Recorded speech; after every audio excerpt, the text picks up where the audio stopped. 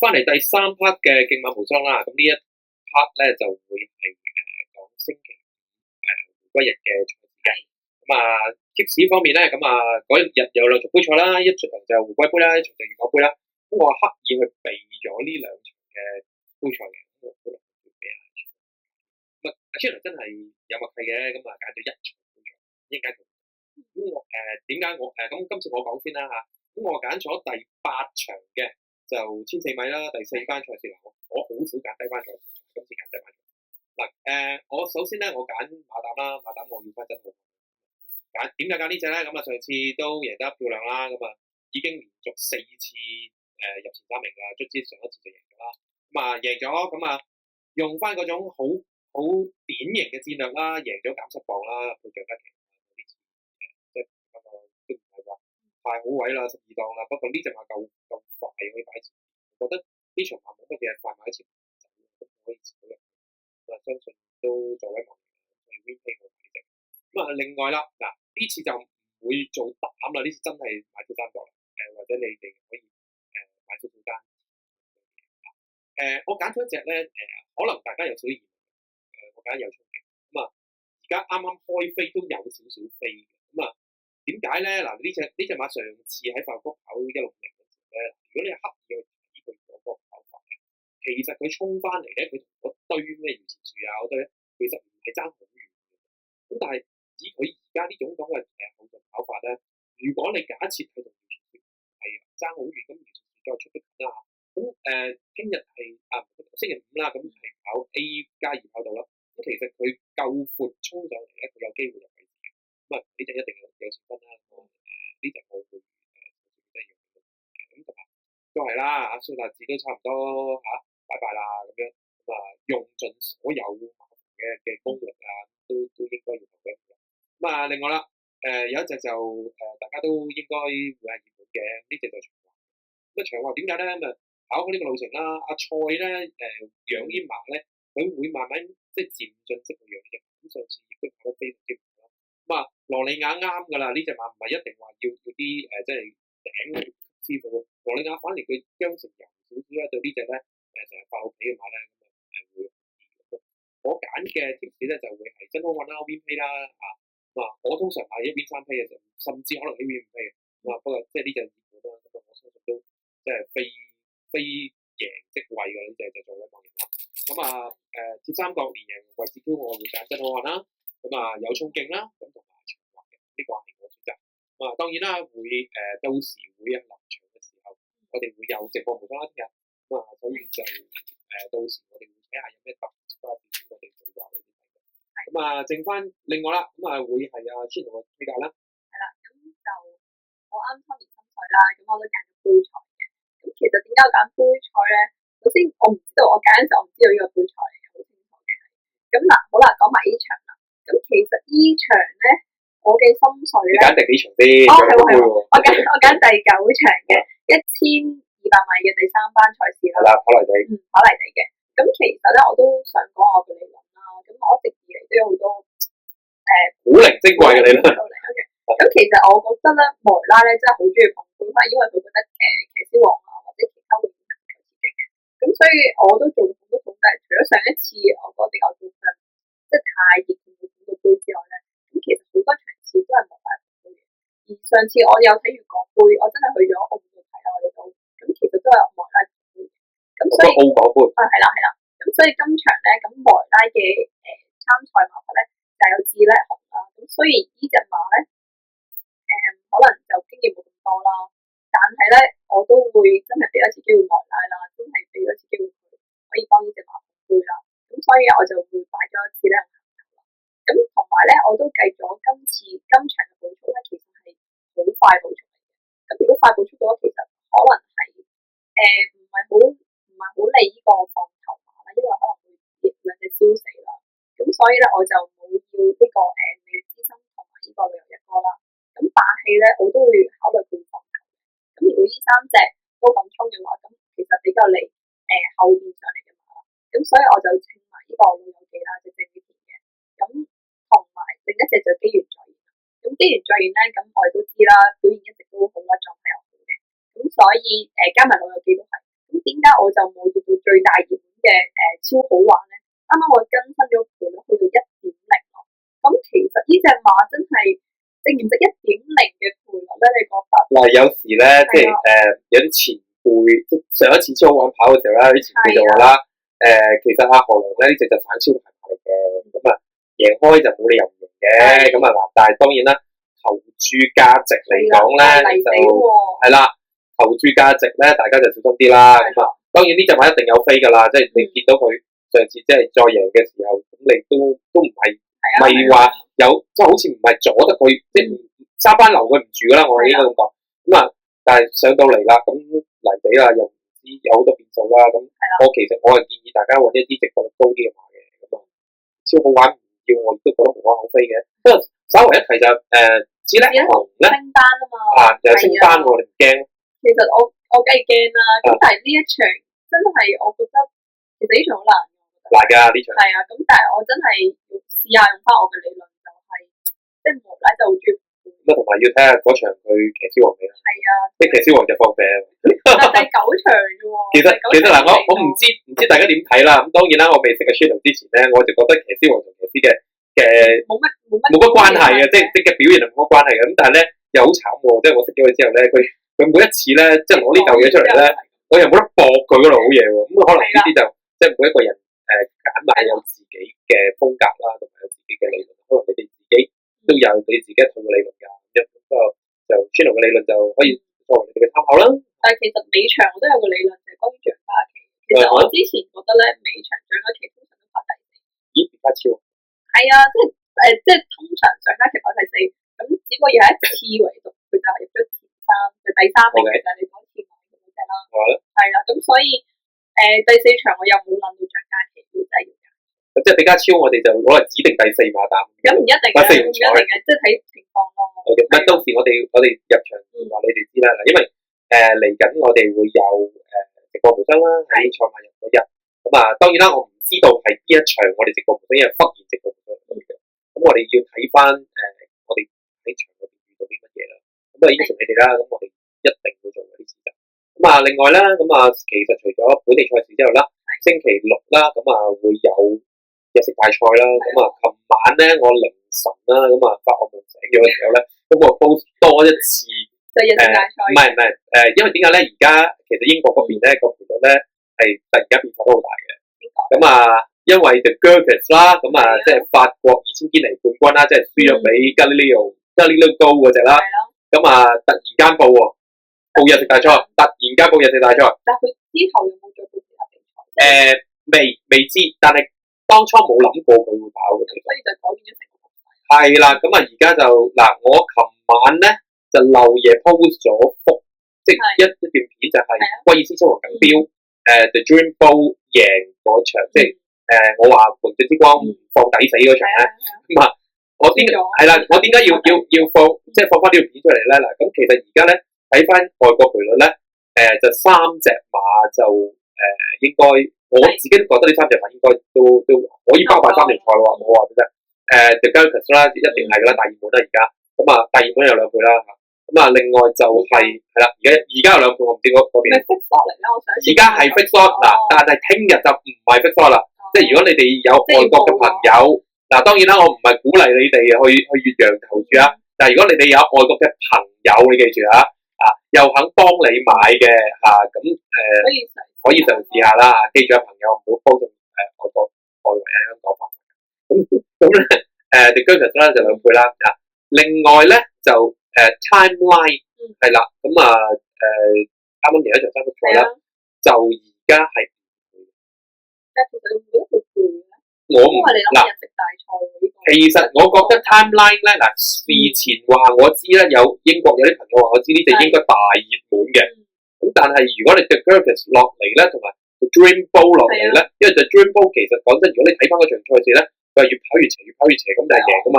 咁啊，當然啦，即係嗰日係你哋冇機會睇嘅，即係皇家亞士谷賽事啦。咁因為皇家亞士谷啱嗰日咧就唔轉播啦，因為即係好似香港有賽事，我唔記得咗係咪。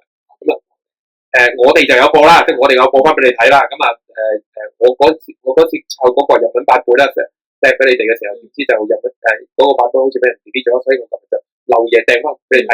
因為 The Dream Boat 咧，其實我覺得可能單 Q 咧就應該係 The Gurgis 搭 The Dream Boat 嘅，應該就4 Q 嚟㗎。Timeline 咧就應該次一級啲，咁當然啦，就要睇翻究竟即係臨場嘅情況啦。咁而家咧就即係呢3隻就頂足2-3啦。咁呢場亦都係喺古活馬場賽馬日之前，即係英國嘅一個好重要賽事啦，沙丘園馬場嘅好重要賽事啦。咁我哋喺下次嘅競馬無雙咧都會傾一傾呢個幾重要，呢個係有幾重要啦。咁嗱。唔好介意點解我哋譬如競馬無雙一出咗咁耐，我哋不停咁講英國啊、美國啊、澳洲嘅賽事俾你哋聽，或者日本嘅賽事俾你聽咧。因為下一季咧，嗱我放少少啲俾你聽啦，即係呢啲我哋講嗰啲馬咧，你哋下一季一定會再見到嘅，同埋嚟香港一啲又會嚟香港啦。另外有一啲咧就你哋越洋轉播一樣會見到嘅。咁同埋咧呢啲馬咧，如果你哋唔識嘅咧。咁你哋就會好似今年有啲人咁樣噶啦，即係我哋有啲同行或者有啲同事都俾人識嘅，咁所以我哋希望喺呢段時間咧，俾大家睇多啲啦，同埋講多啲俾你哋聽。咁點解即係嗰邊而家形勢點啊？最勁有邊幾隻啊？或者佢哋點成熟法啊？即係譬如好似其實呢啲應該下一次講，不過我講少少。我哋上次話大名大放啦咁樣，咁好慘啦！呢次即係證實咗骨折啊呢個問題啦，咁馬主考慮嗰套嘢，佢話考慮啫啦，即係我未知。我哋喺第2集嗰陣時就 upload 咗大名大放點樣跑咯，咁俾大家睇下再回顧一下。呢隻就真係對得你住有餘，如果你係馬主真係講真，即係揾你買咗個朋友啊，即係對得你住有餘。咁不過下一集啦，我哋會講一講即係啲打比馬啦，即係唔好話香港啦，香港未必嘅，即係外國嘅打比馬啦，即係有香港以前都係㗎，不過我都想。下一次做一次就係打比，即係講多啲打比嘅專輯啦。因為我自己有一句啦，就喺馬場，我成日同啲朋友講嘅，贏得打比不得好死呢樣嘢。你啲古靈精怪嚟嘅。係啊，我都唔係古靈精怪，其實有科學根據嘅。咁我哋下一輯係啦，我哋會將呢個話俾你聽啦。咁同埋回顧翻下日食大賽啦。咁同埋嚟緊古活馬場有幾場好重要嘅賽事啦。咁亦都出咗賠率㗎啦。咁同埋。報名嘅形勢都非常之緊湊同埋非常之精彩嘅，因為古活馬場嗰邊而家嚟緊，即係7月尾8月初嗰段時間咧，嗰站賽事都非常之正，然後就會係英皇鑽石錦標啦。咁跟住再落去咧，就可能我哋去到9月唔係，再8月先啦，8月我哋就會北海道啦。咁去完北海道之後，9月翻嚟就開季啦。開季之後就已經係凱旋門啦。而家大家都已經係即係 keep 緊凱旋門有邊隻出先，已經唔係話貼邊隻贏，係貼邊隻出先啦。而家係多馬其實都，因為日本嗰邊啦，嗱而家講少少啦，日本嗰邊係李敬金轉為咗唔跑啦，就會冇馬嘅喎。有即係打比冠軍會過去，係啦。咁睇下佢係咪真係咁勁啦嚇。咁但係李敬金轉就會跑呢個福巴上啦，即係3個馬王第3關啦。咁大名大放 sorry 對唔住啦，真係好痛心呢件事。但係英國嗰邊嘅報名咧都非常之精彩啦，下一集我哋會講。同埋法國嗰邊啦，咁就自己本土究竟派乜嘢馬參戰咧咁樣。咁呢個會都同大家傾傾啦。咁仲有就係世界盃啊咁嗰啲，即係好特別嘅賽事啦。咁分團隊跑下嘅，咁我哋下一次都會講嘅。但係呢啲咧，香港係冇轉播嘅，其實係㗎，冇轉播㗎。即係點樣去留意咧？咁靠阿 Channel 你去攞得資料啦。當然啦，我都會，我哋會係啦，我哋會好勤力 upload 啦。咁因為點解咧？嗱，去到10號就翻到啲啦，香港咁希望大家贏多啲啦。呢3個賽馬真係好珍惜。10號之後，其實我哋競馬無雙係唔會停嘅。咁因為英國大賽會好多啦。咁我哋做咗專輯咯，係啦，各種嘅專輯啦。咁因為既然最好啦，就冇馬跑啦。咁各大足球聯賽又未開鑼啦。咁歐洲杯又踢完啦。咁踢完㗎啦，7月尾，好似7月4號踢完嘅。咁大家都應該好得閒啦。咁樣有時咧，隻賽馬就唔係一定係攞嚟賭博嘅咁樣。真係認識下個世界馬會發生咩事，到你真正要用嘅時候咧，咁你有得用。即係而家咧成日，如果你預陽轉播嘅時候咧，有好多人話：唉死啦，輸到用時光，即係我揦住份頭一死入邊嘅係咩都唔知。其實我哋都好好㗎啦，即係我驚好多朋友都冇時間睇 Facebook 啦，睇你嗰個 page 啦，咁我都會將啲賽事嘅精華咧就其實剪接 upload 到視頻，即係跟住我哋呢度一齊走嘅，所以可以係大家睇之餘咧，咁又可以知道究竟講邊一隻馬，唔使淨係聽個名。冇錯啦，咁啊剪接方面啦，我相信大家如果有睇我哋呢一輯即係第2集嘅競馬無雙咧，都相信都見到啦，我哋啲剪接啊都開始開始有啲成熟啦咁樣。咁首先第一一定要多謝阿千豪啦，佢好俾心機去學啦。咁啊，如果喺馬場見到佢啊，同佢打聲招呼啦。咁啊，當然見到我都可以嘅嚇。咁啊，其實我想如果有高手嘅可以過嚟幫手嘅。係啊，唔係高手你放心啊。暑期咧其實我上一集第一集我應承咗大家啦，會有嘉賓啦。咁啊暑期我會陸陸續續揾嗰啲嘉賓俾即係做啲訪問嘅。我講緊剪接嘅高手。剪接嘅高手啊！採訪嘅高手。喂唔好啊！呢啲咧唔好啊，因為點解咧？前一排咧有啲人咧話剪接啊，咁你會唔會俾酬勞啊？唔俾酬勞上 Facebook 加個 like 就算嗰啲咧，我哋要做呢啲嘢嘅。係啦，咁啊如果真係有高手嘅，可以即係俾啲 tips 咯我咯，真係點樣做到更好嘅視頻。係啦，咁可以交流下啦嚇，即係不過我哋會盡量去改進我哋嘅節目嘅。咁啊當然啦，嚟緊嘅日子我哋會繼續努力啦。咁啊希望仲有下一集嘅競馬無雙啦，盡量希望星期2出到街，因為星期3亦都係 final 嘅法國賽事嘅今季。咁啊當然啦，季中賽馬日我哋一定係會入場啦。咁呢啲就搏到命㗎啦，攞實命嗱，但係唔好話真係老實講，即係量力而為啦，都係咁講下笑。冇晒大賽咯，其實嗱，即係千祈唔好覺得季中賽馬日就係拉屎啦，唔得啦，我要仲有最尾嗰場啦，一嘢嘔晒落去。其實好多越野賽事其實好容易，即係攞到更高嘅報酬。你諗下，喂，真係㗎，你跑完個嗱，如果你有睇我哋啦，跑完個日式大賽啦，古雲馬場啦，跟住去到英皇鑽石錦標啦，然後唞一陣又開季㗎啦，係啊，唞一陣又開季㗎啦，所以唔好咁仲有一個7月杯中間會同你傾下，咁但係真係唔好話去到7月10號嗰陣時就攞手成績即刻抌晒落去啊！當然贏嘅我恭喜你但係如果真係輸咗咧，你可能要過幾月先有手到，咁所以呢個機會你幾艱難。中六合彩呢啲就算啦，即係不如踏實啦，咁啊揾多兩個生意咁樣，我都好勤力啦已經。其實落彩都有做統計，哇咁厲害喂！係啊！喂下次可以開唔好競馬無雙六合彩無雙好唔好？唔得落彩難好多啊！其實唔係或者足球無雙啦，好唔好啊？足球你講咯。唔係足球就老實講啦，睇下你哋中唔中意啦。咁我以前都有俾過貼士嘅足球，咁但係就睇下點啦。即係呢個又唔係我哋當初做呢個節目嘅原意嚟嘅。咁可能我哋喺節目裏邊中間有一啲地方賴過下啦。等開季嘅時候先咯。咁當然啦，會有 bias 㗎啦，即係譬如你有得理論㗎嘛，C 朗啊。係啦今日我哋錄嘅時候啦，今日應該今晚會出街嘅。如果係穿嚟剪先，咁啊今晚就係波蘭對呢個葡萄牙，我依然係會買 C 朗嚟嘅。但其實我好中意 C 朗，點解咧？因為其實佢同我名有關，即係我個名嘅中文其實你叫快啲變咗 C 朗。C 朗，但係你冇 C 朗咁勁咯，唔好意思。